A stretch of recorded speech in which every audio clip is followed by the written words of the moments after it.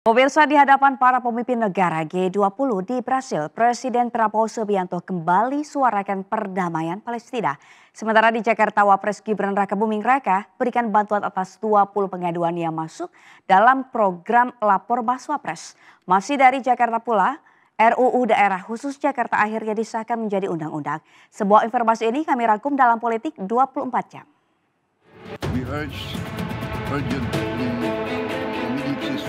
Presiden RI Prabowo Subianto kembali menyuarakan perdamaian di wilayah konflik Gaza Palestina. Hal ini disampaikan Prabowo saat berbicara di hadapan para pemimpin negara G20 di sesi pertama konferensi tingkat tinggi atau KTT G20 di Rio de Janeiro, Brasil. Prabowo mendesak agar gencatan senjata segera dilakukan di Gaza maupun di Ukraina yang tengah berkonflik. Prabowo menyebut permasalahan ekonomi dunia tidak dapat dipisahkan dari dinamika geopolitik, termasuk konflik yang sedang berlangsung. Oleh karena itu, ia mendesak seluruh anggota G20 untuk mengambil langkah konkret dan memanfaatkan kekuatan kolektif mereka dalam menangani konflik saat ini agar tercapai perdamaian dan stabilitas. Wakil Presiden Gibran Rakabuming Raka telah memberikan bantuan penyelesaian masalah kepada 20 pengadu dalam program Lapor Mas Wapres. Bantuan tersebut diberikan lantaran permasalahan yang dilaporkan bisa dengan cepat terselesaikan. Di antaranya penahanan ijazah di sekolah, persoalan administrasi, hingga perpindahan data terpadu kesejahteraan sosial atau DTKS. Kepala Kantor Komunikasi Kepresidenan Hasan Hasbi menjelaskan hingga saat ini sudah ada 400 lebih laporan yang masuk dalam program Lapor Mas Wapres. Terhadap laporan-laporan itu nantinya akan diserahkan ke kementerian dan lembaga yang sesuai dengan substansi masalah-masalah tersebut agar aduan masyarakat dapat terselesaikan dengan baik.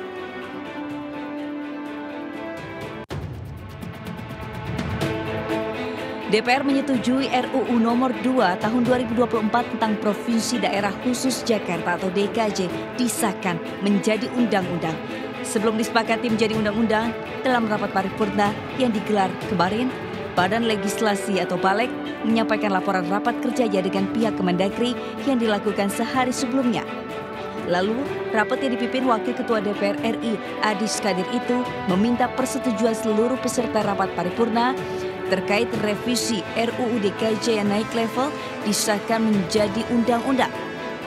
Menteri Dalam Negeri Tito Karnavian yang hadir mewakili pemerintah mengatakan undang-undang tersebut diperlukan untuk memberi kepastian transisi dan mengantisipasi celah hukum.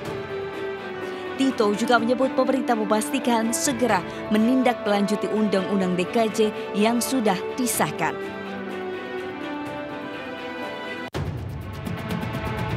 Pemerintah berencana menaikkan tarif pajak pertambahan nilai atau PPN dari 11% menjadi 12% mulai 1 Januari 2025. Menteri Keuangan Sri Mulyani Indrawati beberapa waktu lalu mengatakan kenaikan tersebut akan tetap berjalan sesuai mandat Undang-Undang Nomor 7 Tahun 2021 tentang harmonisasi peraturan perpajakan. Namun kebijakan ini dianggap sebagai kebijakan yang kontraproduktif dengan rencana pemerintah mendorong pertumbuhan ekonomi ke depan. Peneliti Institute for Development of Economics and Finance atau INDEF, Ahmad Heri Firdaus mengatakan pemerintah harus berpikir ulang jika tetap ingin menaikkan PPN menjadi 12% tahun depan. Ahmad Heri beralasan kenaikan PPN akan menggerus daya beli karena akan menekan berbagai lini rantai pasok ekonomi, apalagi tidak ada kompensasi dalam kenaikan tersebut. Pemirsa, sopir taksi online yang menjadi korban pengeroyokan saat mengantarkan penumpang di ruas tol dalam kota arah Cawang, Jakarta Barat. Akibat pengeroyokan itu, korban mengalami memar di bagian wajah dan kendaraannya mengalami kerusakan. Kasus pengeroyokan ini terjadi di ruas tol dalam kota Jakarta Tangerang, tepatnya di 0+800 arah Cawang, Grogol, Petamburan, Jakarta Barat. Dalam video yang beredar di sejumlah media sosial, terlihat mobil putih pelaku yang berada di depan tiba-tiba berhenti dan menghalangi laju kendaraan korban. Korban yang kaget langsung mengklakson lantaran khawatir supir yang di depannya mengantuk atau mabuk. Korban pun sempat membuka kaca dan berulang kali meminta maaf kepada pelaku. Namun seorang pelaku tetap menyerang korban. tengah aksi pemukulan ini, pelaku lain turun dari kendaraan dan turut menganiaya korban, hingga korban mengalami memar di wajah. Atas kejadian yang menimpanya, korban telah melaporkan kasusnya ke Polda Metro Jaya. Selain mengalami luka di bagian wajah, mobil korban juga mengalami kerusakan akibat ulah pelaku. Dari Jakarta Selatan, Helmi Sajangbati melaporkan. Pemirsa, 2 kendaraan dinas milik polisi adu banteng di Cadasari, Pandeglang, Banten. Kecelakaan disebabkan oleh ODGJ yang berada di mobil dinas milik Polsek mengamuk sehingga mengganggu konsentrasi sang sopir.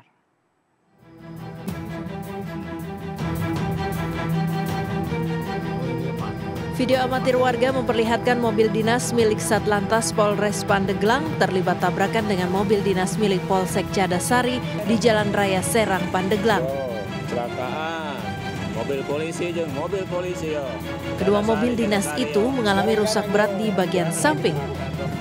Tabrakan terjadi karena seorang ODGJ yang berada di dalam mobil dinas Polsek mengamuk hingga mengganggu konsentrasi sopir. Pada saat proses pengamanan dan dibawa menggunakan mobil dinas milik Polsek, untuk pelaku itu mengamuk atau meronta-ronta di dalam kendaraan sehingga mengganggu pengemudi mobil Gremek atau personel Polsek yang sedang mengemudikan kendaraan. Tidak ada korban jiwa dalam peristiwa ini. Dari Pandeglang, Banten, Iskandar Nasution, iNews melaporkan. Pemirsa, Gunung Lewotobi laki-laki kembali erupsi dengan tinggi kolom abu mencapai 1.500 meter dari mulut kawah. Sementara hujan deras yang mengguyur sejumlah wilayah di Kabupaten Bogor mengakibatkan ratusan rumah di 2 perumahan Desa Bojong, Kecamatan Kelapa Nunggal, Kabupaten Bogor, Jawa Barat terendam banjir.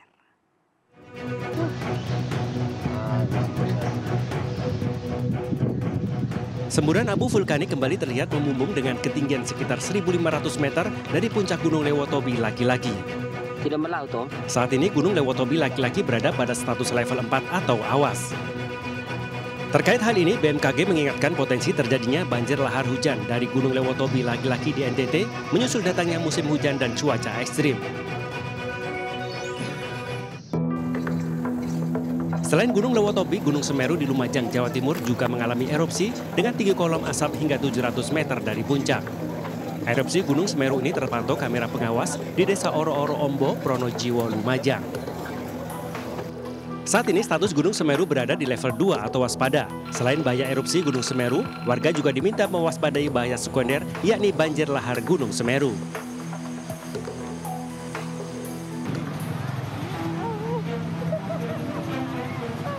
Di Bogor, Jawa Barat, hujan deras yang terus mengguyur selama beberapa jam mengakibatkan sungai di Desa Bojong, Kelapa Nunggal, Bogor, Jawa Barat meluap.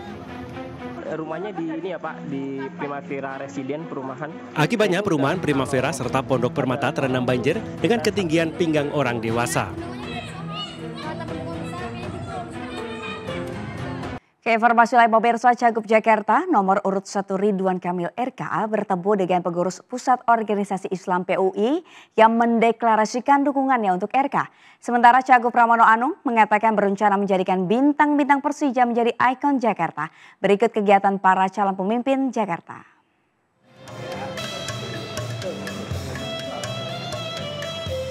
Cagup Jakarta nomor urut 1 Ridwan Kamil bertemu dengan Dewan Pimpinan Pusat Persatuan Umat Islam PUI yang mendeklarasikan dukungannya untuk RK. Ridwan Kamil menyampaikan rasa terima kasihnya kepada PUI atas dukungannya ke pasangan Ridwan Kamil Suswono di Pilgub Jakarta 2024. Selain PUI, RK mengaku juga sudah berkunjung dan bersilaturahmi dengan organisasi agama lain.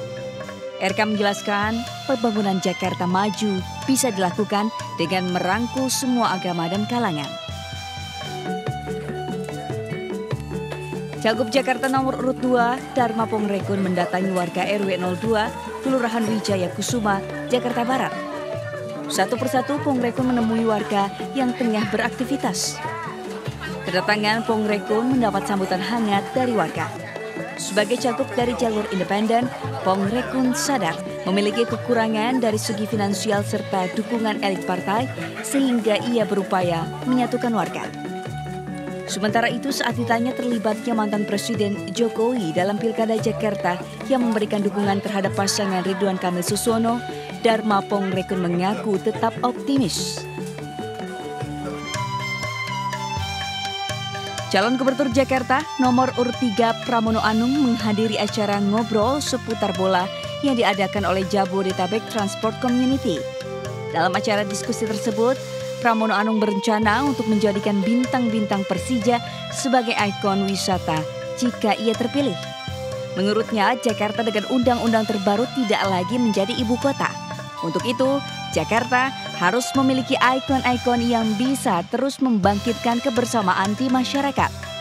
Di acara ini juga terdapat obrolan mengenai kehadiran kaum perempuan dan disabilitas dalam pertandingan sepak bola. Dari Jakarta, tim liputan iNews melaporkan.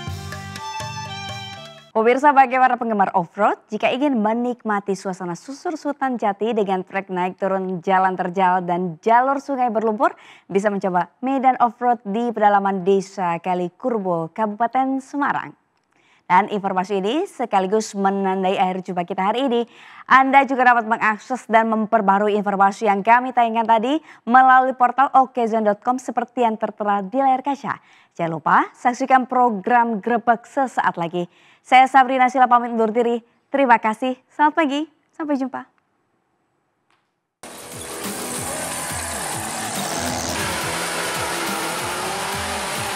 Jika Anda ingin menikmati sensasi bertualang, bisa mencoba medan off-road susur Hutan Jati. Anda akan merasakan pengalaman menyusuri trek naik turun jalan terjal dan jalur sungai berlumpur di pedalaman Desa Kalikurbo, Kecamatan Beringin, Kabupaten Semarang, Jawa Tengah. Sambil memacu adrenalin, Anda bisa menikmati pemandangan perbukitan dengan hamparan hutan jati. Petualangan melintasi berbagai medan dipastikan aman karena menggunakan mobil jeep standar kompetisi off-road. Untuk keamanan maksimal, pengunjung juga diwajibkan memakai helm.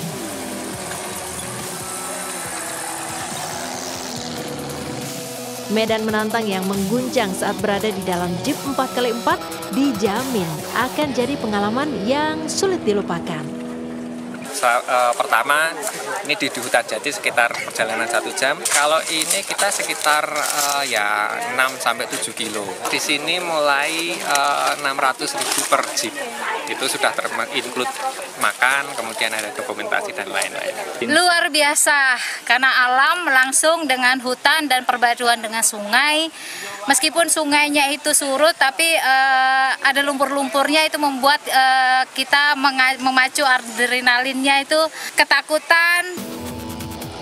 Untuk bisa menikmati wisata off-road ini, pengunjung cukup membayar Rp600.000 per jeep yang bisa diisi 4 orang penumpang. Dengan panjang lintasan off-road sekitar 8 km dan waktu tempuh sekitar 1 jam 30 menit. Harga tersebut sudah termasuk konsumsi dan dokumentasi. Dari Kabupaten Semarang, Jawa Tengah, Lurisa Lulu, iNews melaporkan.